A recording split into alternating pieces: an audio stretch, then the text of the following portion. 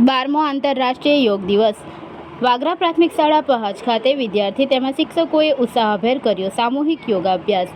વાગરા તારીખ 21 જૂન સમગ્ર વિશ્વમાં ઉજવાતા 12મા આંતરરાષ્ટ્રીય યોગ દિવસ નિમિત્તે વાગરા તાલુકાની પ્રાથમિક શાળા પહાજ ખાતે વિશેષ યોગ કાર્યક્રમનું આયોજન કરવામાં આવ્યું હતું।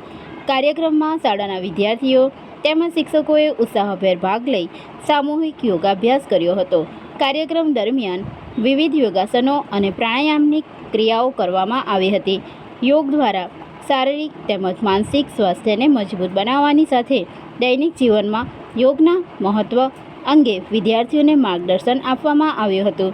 શાળાના શિક્ષકગણના માર્ગદર્શન હેઠળ વિદ્યાર્થીઓએ શિસ્તબદ્ધ રીતે યોગાસનો કરી એક પૃથ્વી એક સ્વાસ્થ્ય માટે યોગના સંદેશને આત્મસાત કર્યો હતો।